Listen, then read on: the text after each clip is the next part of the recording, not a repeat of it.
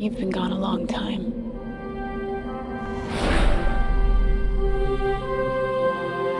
Where did you go?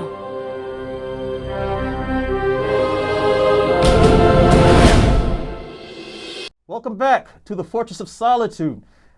Oh, this one's been a long time percolating. Superman versus Batman. Superman versus Batman. This is probably one of the most ridiculous questions in fandom, and it keeps being asked because fanboys have taken over not just the comic book discussion, but it seems like they're in the front office, the back office, the under office, everything of that nature. We know the answer to this question. Batman cannot beat Superman, okay? The reason why we know he can't beat Superman is because of all the malarkey that has to happen just for him to win, okay? A straight fight is me versus you. The two of us go at it. If you win, you win. If I win, I win. That's the end of it. When you have to take 18 days or a year to plan for my defeat, you can't beat me. Okay? You cannot beat me. The best you can hope is to somehow whittle down the odds and trick me into defeat. You can't beat me straight up. You can't do it. Now, this question went so far as it became that crap fest of a movie called Batman v Superman, The Dawn of Justice. You remember that? You remember that? Still can't get your money back. I bet you paid to see the extended version as well, thinking somehow that would be better. Got you twice, didn't it? Got you twice. Well, you know, that film I thought was a very good example of just how far fanboys will go to somehow give Batman a win in a situation that he shouldn't. Back in the 70s, it was said that, Batman could come up with a plan to somehow defeat God. But that was a joke. It was more towards like the things he would craft inside of his utility belt for certain situations, which is sort of a Superman-ish thing that they were doing with him. But that movie took it to a whole new level. And the thing is, you get these Batman, those guys who are just sucking at the Batman trough, who believe that somehow this is true. The only disclaimer I can say is I really enjoy Batman as a character until it comes to this. Why? Because it's just utterly ridiculous. But hey, why don't we examine what happened in that particular scene, rather in that particular film, with the fight? Look at Man of Steel. In Man of Steel, Superman is put under Kryptonian atmospherics. The second he's put under these Kryptonian atmospherics, he starts losing power, he's weak, he starts spitting up blood, he becomes weak enough that they can actually penetrate his skin. That was the power of Kryptonian atmospherics. Later on in that same film, he has to go fight a Kryptonian, okay, a Kryptonian sentinel, and he's still going to be under Kryptonian atmospherics. Now, somehow, despite the fact that he's fighting under these atmospherics that are weakening him, okay, making him more vulnerable, he's still able to persevere and defeat the sentinel and save the day, and then later he charges up and he comes back. Lois Lane, in fact, tells him, hey, won't that thing make you weaker? He goes off and he takes care of it anyway. That portion seemed to have been forgotten totally when we got to Batman vs. Superman, which we shouldn't be surprised, as Zack Snyder forgot a whole bunch of things with that film, like how to direct. Anyway, we get to the new film. Superman has to go against Batman with kryptonite. Now, already stated, that fight should have been over in seconds because Batman should have just shot him with the kryptonite, and that would have been the end of it. The only trouble is, kryptonite is not enough to defeat Superman. We have seen Superman fight against kryptonite. We have seen Superman beat people with kryptonite. Superman Returns is probably the best example in a film. He lifts an entire continent made of kryptonite. Kryptonite is not enough to beat Superman. You need extra help, and that extra help is called the plot. So, in here, Superman shows up, okay, Superman goes, he grabs, throws him, end of story, right? No.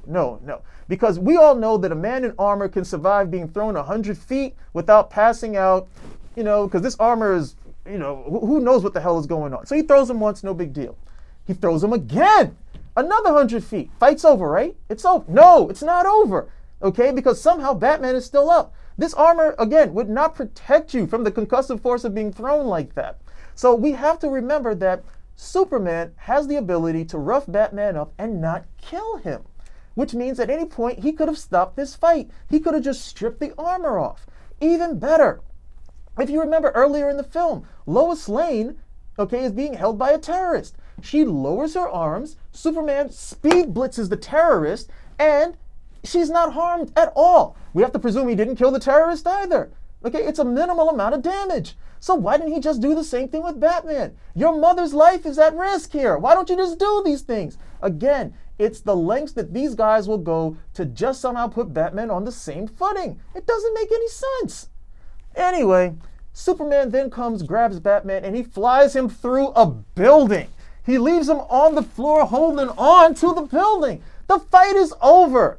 Okay, no armor is going to protect you from being flown through a building. Now, mind you, Superman is doing enough of this just to rough Batman. That's it. Fight is over. Okay, he's either unconscious or something. Fight is over. No, fight's not over, because this is Batman v Superman, the dawn of a craptacular film. Batman now goes, shoots the kryptonite. Okay, Superman catches the kryptonite. So we have to believe that if he didn't catch the kryptonite, the bullet would have just kept going. Okay, because he didn't shoot it at him. He shot it and he caught it.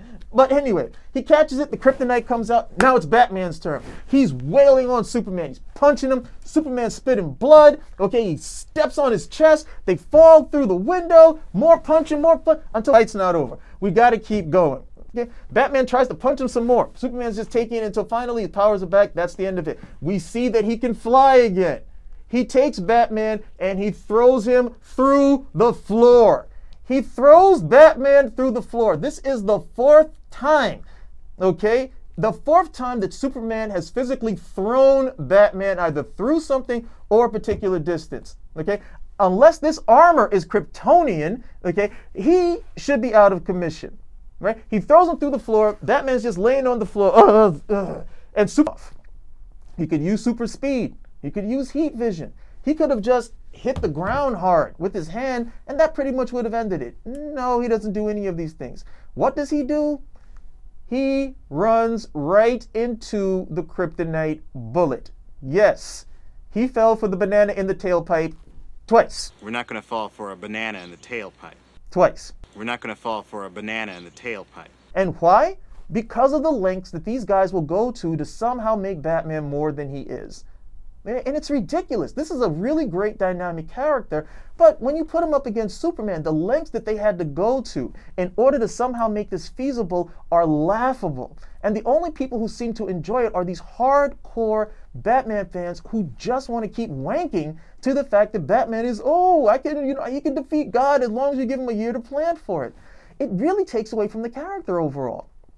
You know, Batman drags him down, scratches his face with the kryptonite, is going to kill him. Superman, with that little piece of kryptonite, can't do anything. He's just too weak. He can't come up. It's too much kryptonite for him to deal with. Until later in the film, when he has to go kill Doomsday. Then he's able to physically pull the kryptonite himself, fly with the kryptonite, stab Doomsday with the kryptonite. At that point, he seems to be okay. So, in this instance here, why didn't you just smack him? Just smack him back. Undo whatever change you had on, because what? We were supposed to be given this great visual, this David and Goliath scene of Batman triumphing over Superman. And for what reason? It's so discordant with everything that they were trying to see with the film. It is incredibly, disconcerting in terms of how you understand these characters. Okay? It all goes back to Frank Miller's Dark Knight Returns. This is the Superman versus Batman fight that starts it all, and then you just have these fanboys. In terms of writing, too, who just can't get enough of it. Everybody wants to do their version of it. Miller comes up with what I call the Miller formula. In the Miller formula, Superman doesn't want to hurt Batman. Superman will never use his full power set, especially super speed. And last, and I hate to say it, Superman's an idiot.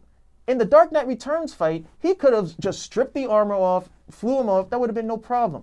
Batman is plugged into a lamppost.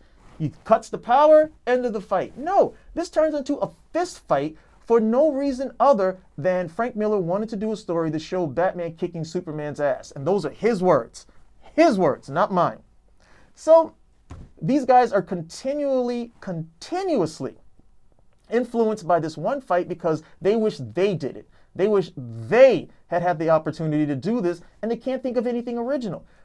What would we have been treated to if we had actually had a world finest movie where we got to see the world's greatest detective and the world's greatest superhero adventuring together to actually stop the bad guys instead of looking at each other pissy for 3 hours to no good end whatsoever?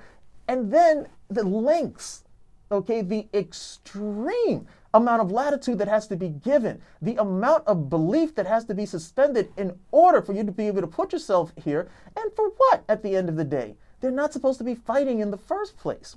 See, the image behind me, that's what a lot of Superman fans would love to see. They would love to see Superman just breaking Batman over his knee and ending this once and for all.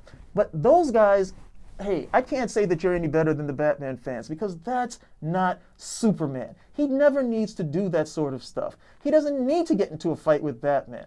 Okay, those are for the other guys who just can't believe that Batman is cool enough without having to beat Superman up all of the time. Superman doesn't need to lower himself to that particular level. And when I see stuff like that, to be honest, it does turn my stomach because Superman is supposed to be about saving people, not breaking the back of his best friend. From the Fortress of Solitude, Calvin Ellis. Think about it. Talk to you later.